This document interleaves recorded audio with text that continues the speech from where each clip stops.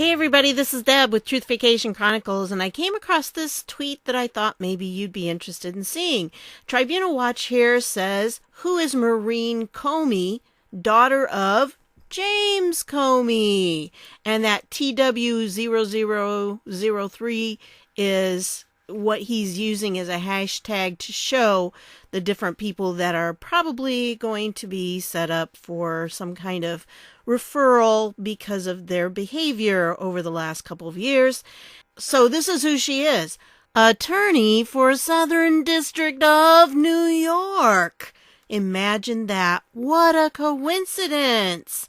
The Southern District of New York. Are they deep state enforcers? That explains a lot. And so, yep, there she is. And he has the information here. And this was put out on March 31st. So it's been out for a little bit, but still very good information there. And he has this link. When you go to that, it takes you to the hashtag search. And it has that post, but it also has some others having to do with the different people that are likely in the list of criminal referrals that Devin Nunes spoke about that he was going to put out this week. So yeah, I think that's probably what's going to be happening. And this is kind of interesting to read through this. There's also somebody on that particular tweet posted this article from World Tribune, and this was back in 2016, November 6th. And it was, a high-ranking New York Police Department official was disgusted by level of evil uncovered in the Anthony Weiner investigation that led the Federal Bureau of Investigation to reopen its probe into Hillary Clinton's emails, the founder of the Blackwater security firm said. And that was Erik Prince, is who the founder of that is. And I believe he's Betsy DeVos's brother, if I remember correctly. Erik Prince's. Here he is, Erik Prince. And the New York Police Department has all the evidence it needs to pursue the case should the FBI drop it under pressure from the Justice Department. But you know what? It didn't happen. The interview took place before the FBI Director James Comey announced Sunday that for the second time this year, the agency was closing its investigation of Hillary Clinton. Comey's bombshell flip-flops on the Clinton investigation on Friday, October 28th, and today have riveted national and worldwide attention on the most divisive U.S. presidential election in history. And you know, when you go back and you read these things from back then, there was so much information that should have been focused on, but the mainstream media sent us off in different directions. And, you know, we look back now and we can see it, but wow, they were definitely part of this. And then, of course, you know, Donald Trump denounced the news Sunday. You can't review 650,000 new emails in 8 days. You can't do it, folks. We all knew that, right? I mean, that was my first response when I heard it. It was like, oh yeah, 650,000 emails. And I had a friend who is definitely very liberal, and I confronted her with that. And I said, how do you do that in like 8 days? Oh, it's very easy. They have programs that will look for certain key terms. And it's like, but you can't tell from key terms necessarily what something is about because these people talk in code.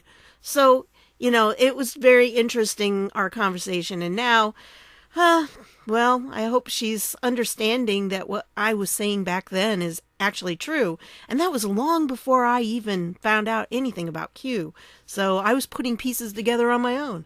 Erik Prince said, so NYPD first gets that computer, they see how disgusting it is, they keep a copy of everything, and they pass a copy on to the FBI, which finally pushes the FBI off their chairs, making Comey reopen that investigation, which was indicated in the letter last week. The point being, NYPD has all the information, and they will pursue justice within their rights if the FBI doesn't.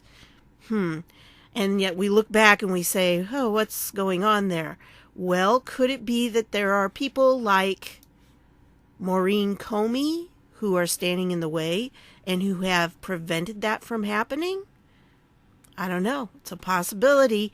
But that's a very interesting connection I thought you would all want to hear about, and you can follow Tribunal Watch at Tribunal_Watch. And down below in the description, I'll have all these links so you can go to them. But yeah, so this is very interesting. And by the way, this Erik Prince, there was an interview by him that he pretty much laid it all out. And this was one of the last tweets that General Flynn tweeted before the election. And so, yeah, that was something that he tweeted out. Now, remember, General Flynn was the head of the Defense Intelligence Agency. He understands what's going on behind the scenes. That's what our military intelligence does. So he knows when something is true or false. And if he supported something that he knew was false, that would not be within his character. So for him to have tweeted out about this article that had Erik Prince's interview in it, that means that there's got to be something to it, because General Flynn would not post something that he knew was false. So we need to pay attention to this. And according to Erik Prince, the information that was on Anthony Weiner's computer was so very perverted, and that's why this right here, the title is Playing Hardball with the FBI NYPD Chief, A Father with Daughters Could Not Abide Level of Evil. That's what's found on Anthony Weiner's laptop. There's a folder that's called Life Insurance. It has some very disgusting video and pictures in it. And it will incriminate many, many, many, many people. So I'll leave this down below. You can read through it. And I'll also include the link to Tribunal Watch here. And I'll put this link in too. This may look a little different when you get to it, because when you search things, if somebody else has used that same hashtag, it'll search higher. But yeah, you can look through it and you can see some of the things that people mentioned. I just think that this is not coincidence right here. There are no coincidences, right? And this is definitely not one.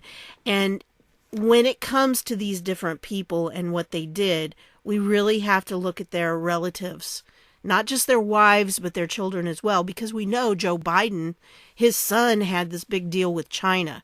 And so there's a lot of things that went on, and it went on with not only the spouses, but also the children. So that's something to keep in mind. And I think this right here is kind of huge, in my opinion. So I wanted to put that out for you. I hope that's something you find interesting and you can spread the news. Thanks for stopping by, and I'll see y'all later.